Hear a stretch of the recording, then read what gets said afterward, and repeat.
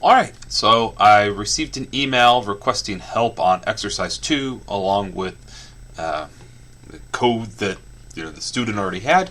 And so what I figured I would do is just show myself taking a look at the code and trying to fix it. So I haven't looked at it yet, but I'll give it a try live and see what happens. That way hopefully it's a little more valuable feedback for you, that student. But then, if anybody wants to see me trying to debug, here you have it. Alright, so what we're looking at is in the first exercise, we're looking at calculating the pressure drop for flowing air in a pipe.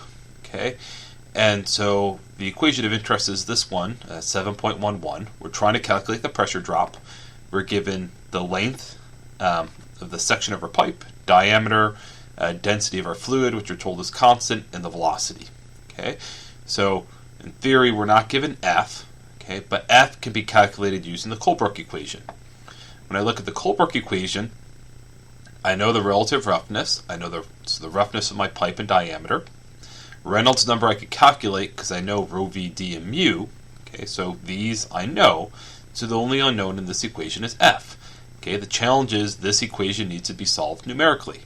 All right, so where I use F0 in problem 1 is to numerically solve for F in this equation. Okay, cool. Once I have F, I can then plug it into equation 7.11 and calculate delta P. Now in problem 2, essentially it's the same problem. The difference is now instead of knowing V, we know delta P. Okay, so looking at our equation of interest, I'm given delta P, but not, since instead of given V, I'm now given delta P. So I know delta P, I know L, D, and rho, but I don't know V. Okay, and so looking at this equation, right, it might look like, I don't know V and I don't know F. Okay, but if I look at equation 7.15 below it, okay, so our Colebrook equation, okay, I know the relative roughness, I know the roughness and the diameter of my pipe. Okay, Reynolds number I don't know. Okay, but if I look at Reynolds number, the only quantity in the Reynolds number I don't know is V, the velocity. Okay, so in theory then, F is just a function of velocity. Right? If I had velocity, I could solve for F. So in terms of not knowing F and V up here, well, in theory, all I really don't know is V, because F is just a function of V. Once I know V, then I have F. Okay, and so how we'll have to set this up is we'll need an air function, which will be, say, the left-hand side minus the right-hand side, right? And so we're going to use F0 to iterate on values of the velocity V until that's equal to 0. Okay. Now, each time F0 guesses a value of V, for that guess value of V, I can calculate a Reynolds number, and then once I have that value of the Reynolds number for that guess V, I can solve for F. Okay. Once I have F, I can calculate the pressure drop for that, say, guess value of V. All right, and I'm going to keep iterating on V until I find the V so that this equation is satisfied. All right, easier said than done, but that's the general idea. Okay, and so if I peek over, or let me bring me with me as well. So if I peek over at the student's code, well, we've got a whole bunch of error messages going on up here, but let's just see if I can get it. Okay, so just delete all that extra space and save it. So it looks like we have a top function called pressure drop because we're trying to calculate, well, we're not trying to calculate pressure drop, we're trying to calculate velocity. Okay, but we can come back to that. So it looks like pipe diameter in meters, length in meters.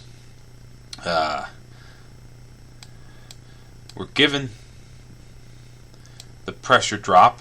Okay, and so what that is pressure drop, we're told, is 50 kilopascals.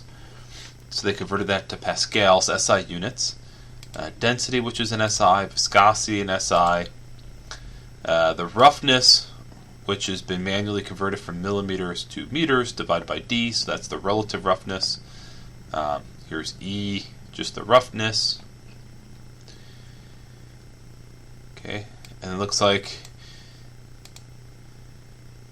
they're creating an anonymous function. Okay, so let's look at velocity x. Okay, so, actually this is in pretty good shape.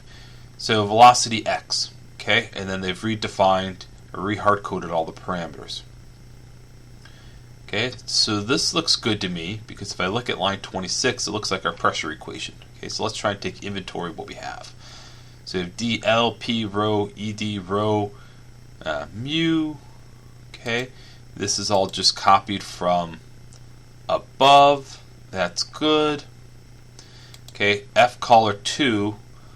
I'm not sure what's going on here. Okay.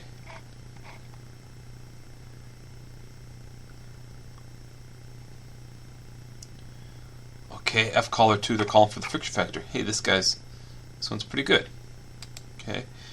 Alright, so if I were just to comment this out, initially, right, just so I could take a look at what we have. Okay.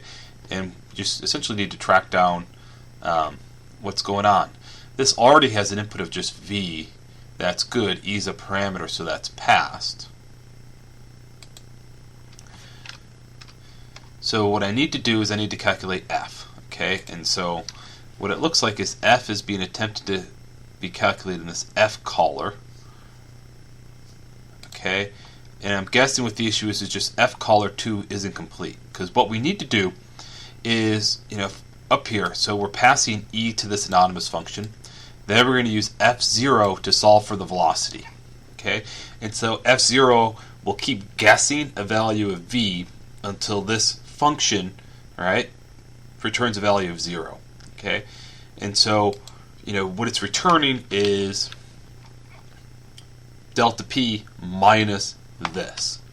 Okay, now in order to calculate that right hand side, I need F. Okay, so F collar I know isn't quite going to be complete, because how I'm going to calculate F is once I have a guess value of V, F0 is guessing values of V, it's iterating on V.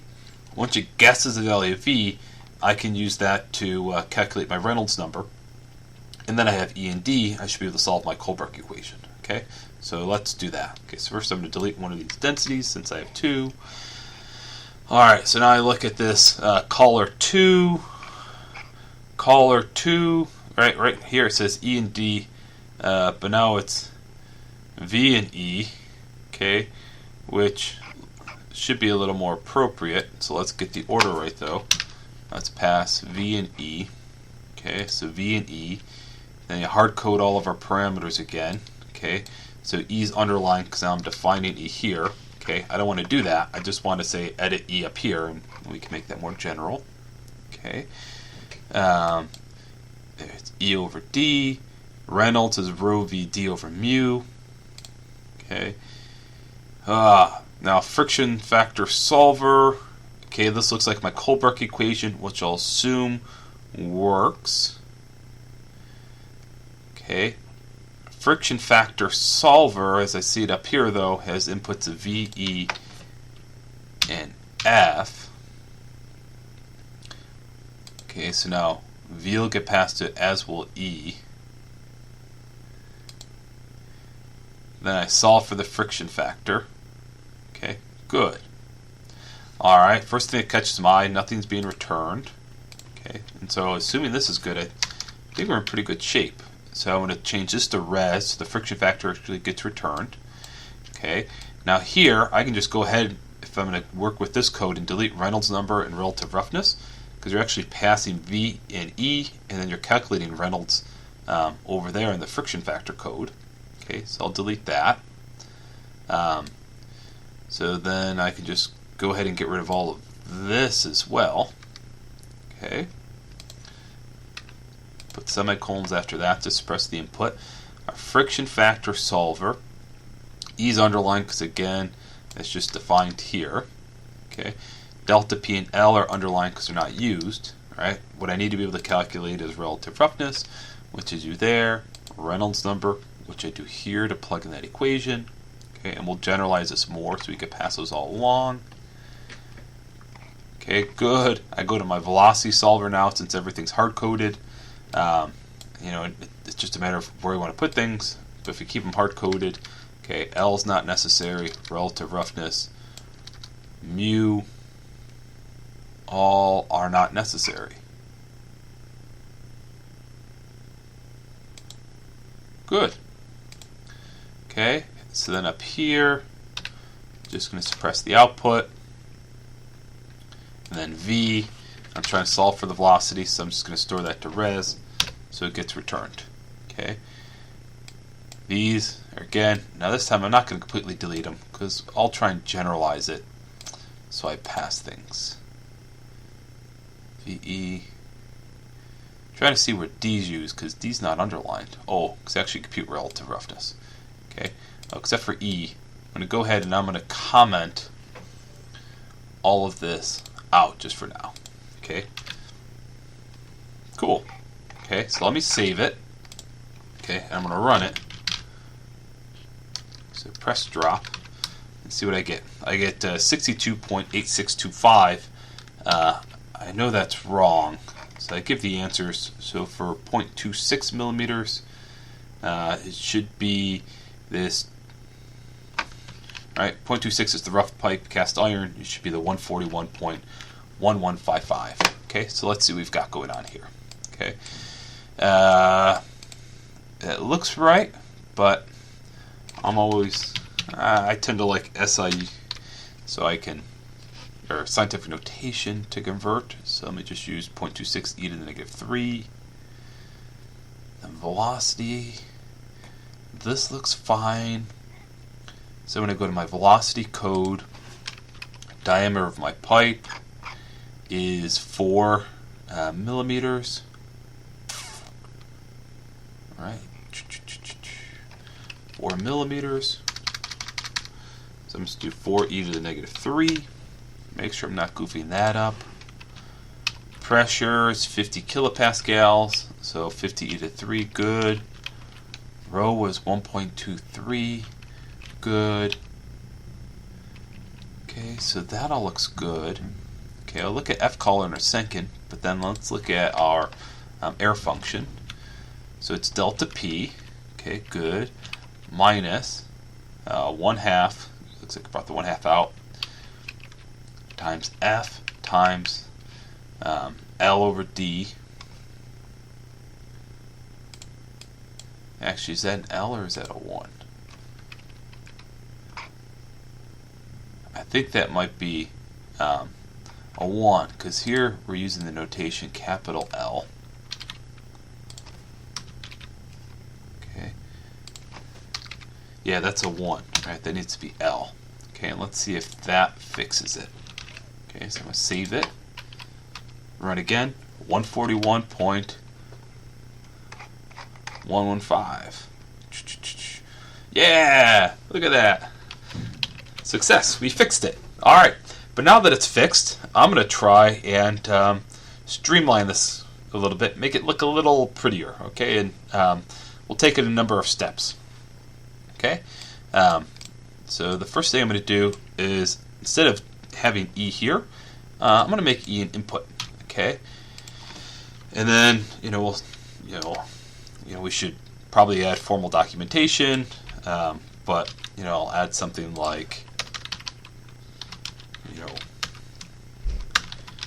input is E, the pipe roughness, and I'm going to put it in millimeters, okay? Because then what I'll do is, so let's say this is EMM, okay? So I'm going to convert E from millimeters to meters so that everything's in SI. So I'll just do E is EMM times 1e to the negative 3, or divided by 1e3 would be exactly the same. Okay. So then the check to make sure it works, I'm going to call pressure drop again. Give it a roughness of 0.26 millimeters. It's called press drop. Bam, same answer. Good. Okay, so things are working out so far. Okay. Next thing I'm going to do as a preference is, we have all these parameters hard coded, and that's fine, right? But what my preference would be is, you'll see we have these parameters repeated, and this function and this function, and my personal preference would be just to have them in one place. So say just put them up here in the top function, so that if I was trying to solve a new problem, all I need to do is look at that one place in the top function and update them there, and then have that get propagated throughout. right? Or you could equivalently make them all say inputs, then create a script where you define them and pass it to it, right? And we could even, see what that would look like, okay? But I'm going to start by just getting them all up into the top function, okay? So if I take inventory of what we have, right? Well, let's do it one at a time. If I follow the order, okay, from here I go to velocity x. Velocity x is here, and I have them all defined. Then velocity x calls this caller2 there. Then caller2 calls friction factor. Oh, so we have a whole a whole sequence of functions. So this ought to be fun. Okay, so this calls this, which is the last function in our chain. Okay, so let's take all these parameters back one step at a time. Okay, so I am going to take these. Well, I could calculate relative roughness and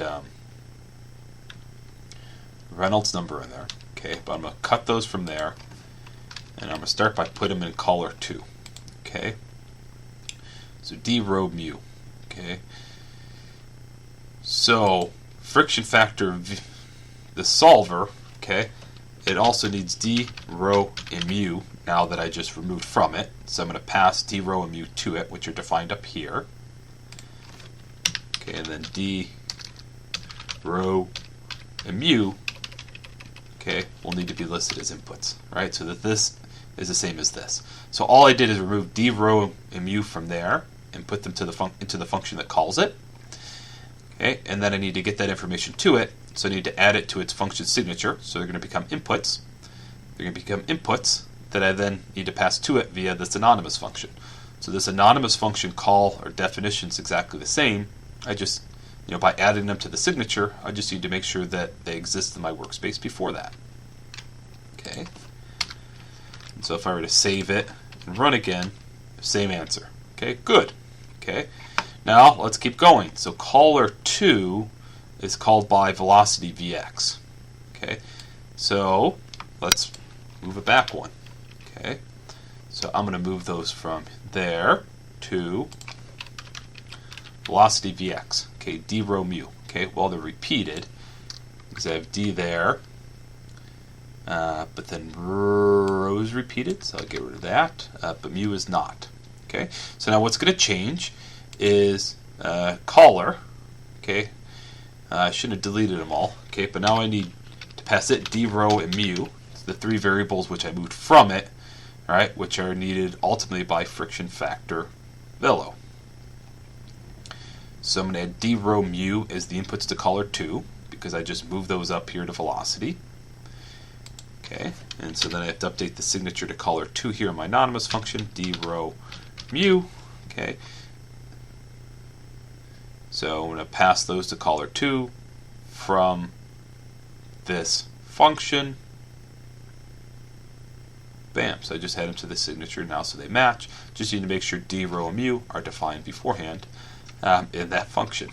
Okay, so it looks good. I don't have any messages popping up. I run it, same answer. Great.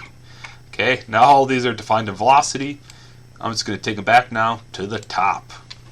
Okay, so rather than define those parameters there, I'm going to cut them, move into my top function. So d rho mu L and P. Now I know I need to get to velocity, so I'm going to add them as inputs to velocity. And P. Okay, and then I'll add them to the signature here. And so in using this anonymous function to pass them, I just need to make sure they exist beforehand in that function workspace. Okay, hey, now this is looking really cool, right? And so I'm going to save it and run it. Hey, still the same answer. All right, so now if I look at all these helpers, okay, there's no parameters defined in them. Okay, the only parameters are defined up here in my top function. Cool. Okay, now if I wanted to, I could go ahead and make d rho mu L and P inputs to my function, and then maybe use a script that would call this function with parameters defined for a particular problem. I could do that. Or if I keep them hard-coded, that's fine. And at least they're all now up in the top function. So if I wanted to change D, I would just have to update it here in the top function, and that would get propagated throughout. Okay, but cool, that was fun. So I'll post this video. I won't post the code because if you're that student who sent me the code, get you to try and go through it and touch it up, at least to get you to go through the action. Okay, great.